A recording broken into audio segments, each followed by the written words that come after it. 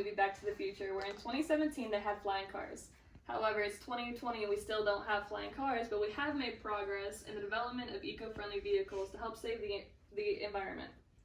The transition from gas vehicles to solely electric vehicles come with many advantages as well as disadvantages that we need to consider.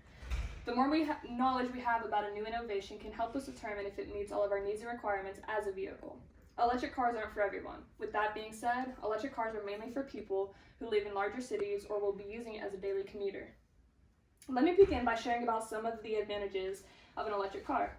The first advantage I'd like to discuss is how electric cars are better for the environment. According to Conserve Energy Future, they state that absolutely zero carbon dioxide emissions come from electric vehicles. According to the EPA, gas-fueled cars emit an average of 6.4 metric tons of carbon dioxide per year. Electric cars are also made with eco-friendly materials. As you see on this chart, on the left-hand side, post-consumer plastics, post-industrial yarns, soy-based polyurethane, and engineering wood technology can convert to seats, doors, batteries, and tires. Electric cars are also cheaper to maintain. Electric cars do not use oil, so an average person who has a gas-fueled car will spend $20 to $40 on an oil change, which is recommended every 5,000 miles. With that being said, at the end of the year, you will have saved a couple $100 just on oil change maintenance. Electric cars also have fewer moving parts, which means fewer routine breakdowns. Because the car isn't gas-powered or use oil, you won't have to change spark plugs, valves won't get clogged, and no gaskets will need to be replaced in your vehicle. Now, Suzanne, how often do you put gas in your car and how much do you spend? $25 every 4 days or so. Okay, so with an electric car, you will never, ever have to worry about spending $1 on gas in a vehicle again. Also, the cost of charging your vehicle will not amount to near as much as you would spend in gas at the end of the year. Some more things about electric cars is it's a quieter commute, which means cities and states will be able to save money on tax money that would be used to make sound barriers on the sides of the interstate, as well as in louder neighborhoods. Electric cars have a faster commute into high traffic because they're allowed in the HOV lane 24/7. Electric cars are also more efficient because they convert 90% of their battery energy into motive energy, whereas compared to petrol or diesel cars only convert 20 to 30%. Driving an electric car also gives you some cool perks such as specific parking spots in parking garages, as well as at restaurants that have charging stations.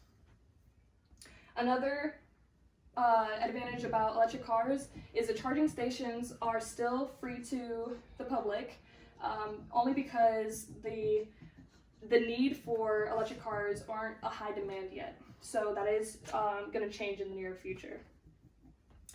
Now that we've discussed some of the pros, let's move on to discuss some of the disadvantages of an electric car.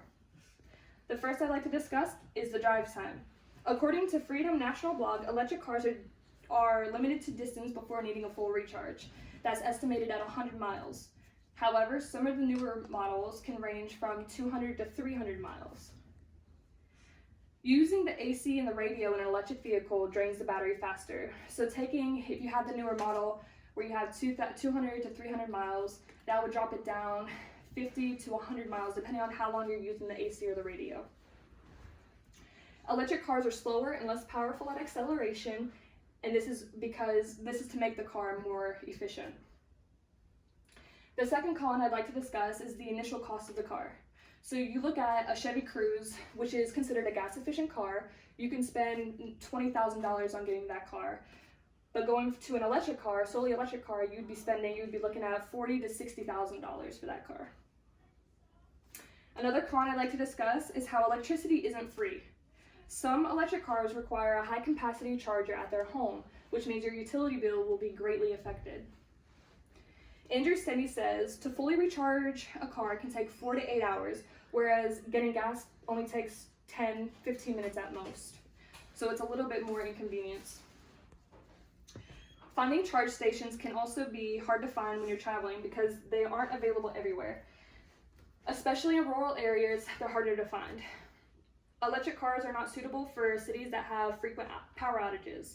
In fact, the cities that experience power outages use diesel generators to power the charging stations, which defeats the purpose of it being eco-friendly. Because the cars are silent, they run a higher risk of accidents, and this is because you can hear the cars going beside you and motorcycles beside you, and you know that somebody's on your side when you're going down the interstate. But with an electric vehicle, since they have no exhaust system, they're completely silent. So they run a higher risk of somebody if they're not paying attention, running into them. There are fewer choices and styles of electric vehicles, again, because the demand for them is not high yet. You will want a second vehicle if you plan on traveling longer distances. Batteries in electric cars are the most important necessity in the car. It's the powerhouse. With that being said, most of the limited warranties only cover 150 to 200,000 miles on the car before the warranty is over. The battery replacement is very, very costly. Most of the electric cars that we see today are only two-seaters, which means if you have a family, it's probably not the car for you. Lastly, let me summarize. The development of a hybrid and electric car is in response to the environmental impacts of fossil fuels. The advantages are appealing, but the disadvantages cannot be overlooked. Improved environmental effects and cost efficiency are positive advantages that must be weighed against the disadvantages of shorter drive times, power outages, and financial aspects of owning and operating an electric vehicle.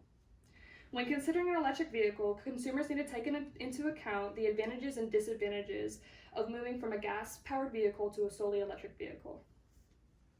Now that we've assessed some of the pros and cons of these vehicles, the consumers will have a better understanding of what to consider when they are in the market for a new car.